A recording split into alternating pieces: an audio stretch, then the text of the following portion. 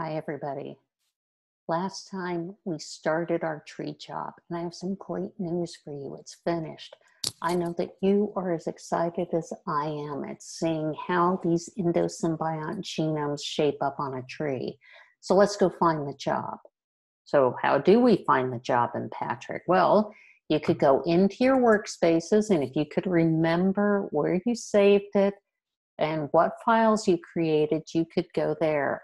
I'm not going to go there because my workspace is a mess. I've had my workspace for a long time and I didn't make good choices and it's filled with stuff.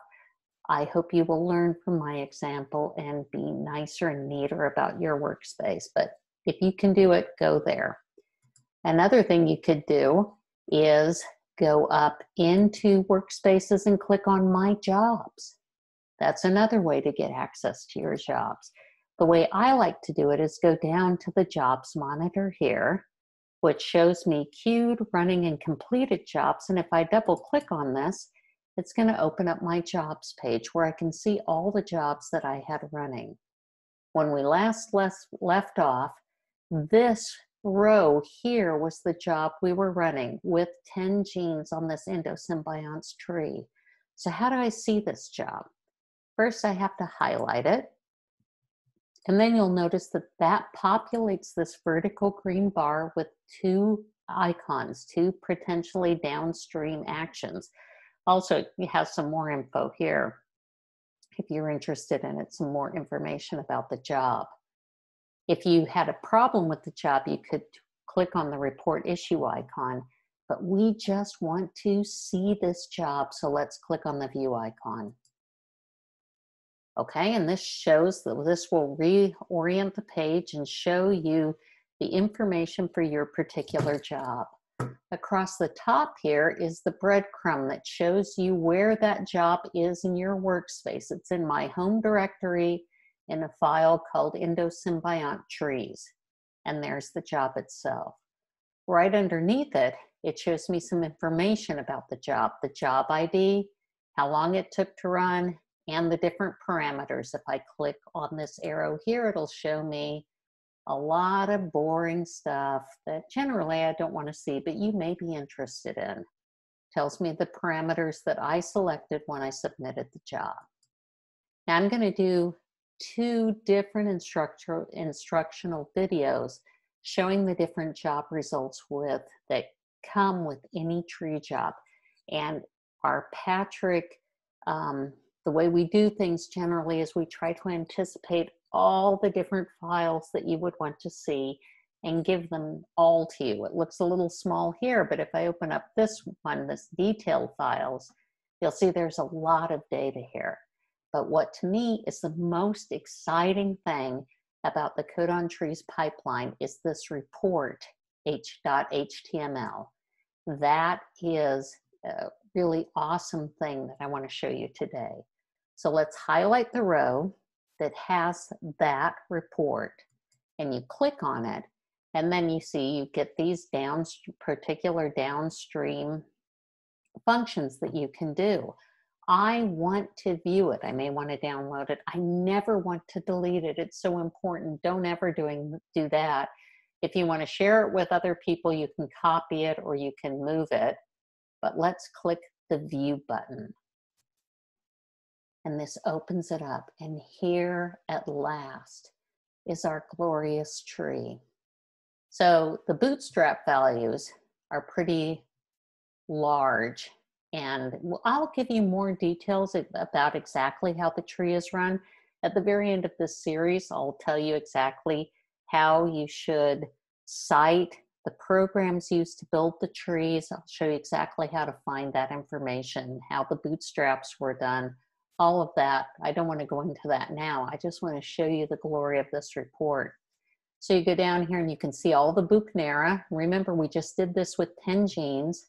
And then we've got Blockmania, the endosymbionts from ants, Wigglesworthia, the endosymbionts from tsetse flies, Raisa, the endosymbionts from lice, and then even more Buchnera. This is not what I expected. You've got the Buchnera are split.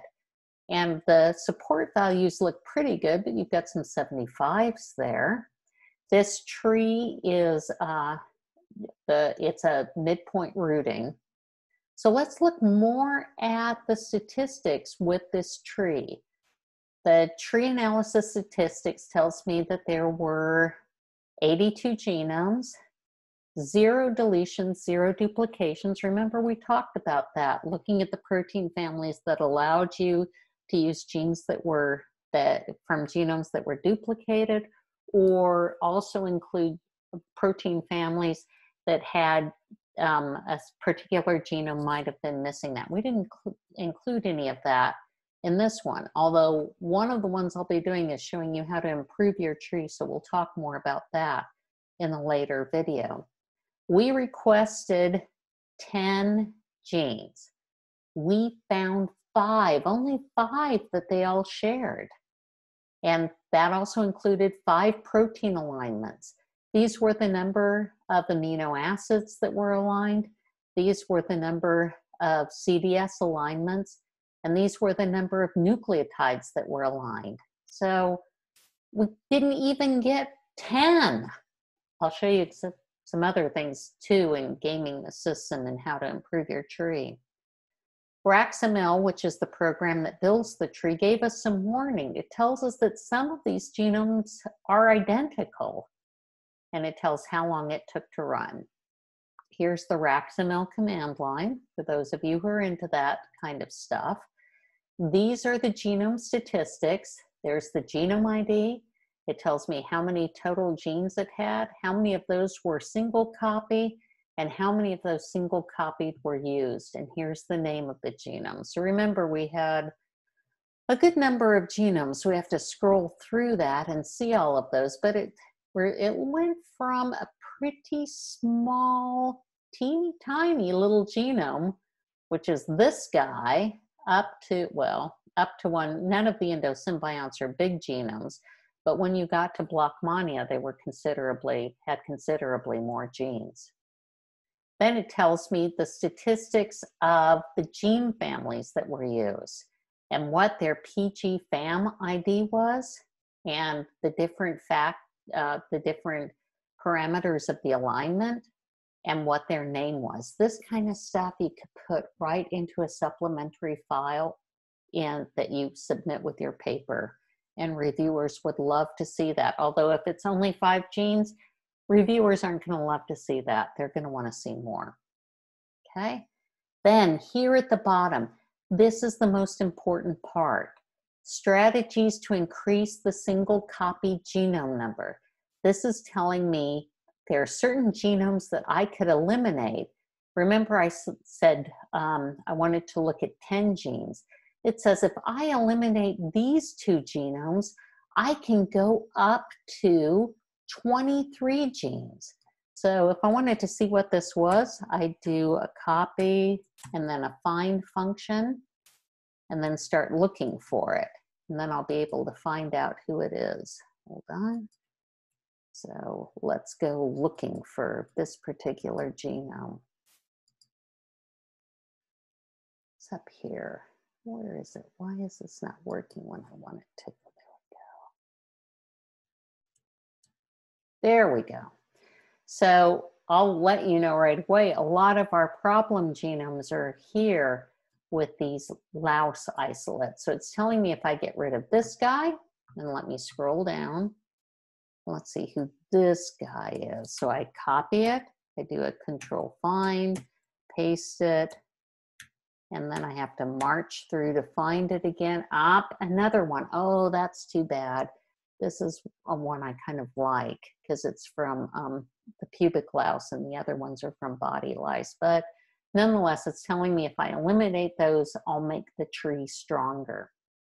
Let's go back to this to look for genomes that are identical.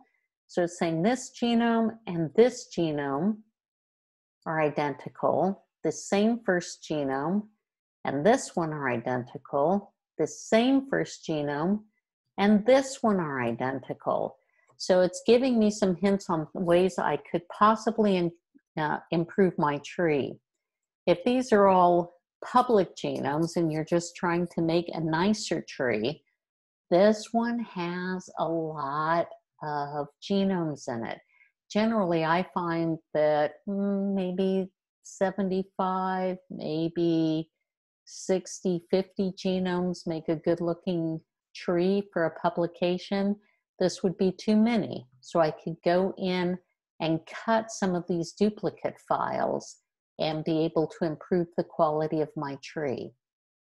In the next webinar, I'm going to show you how to look at the other folders that, or the other files that come with a tree job.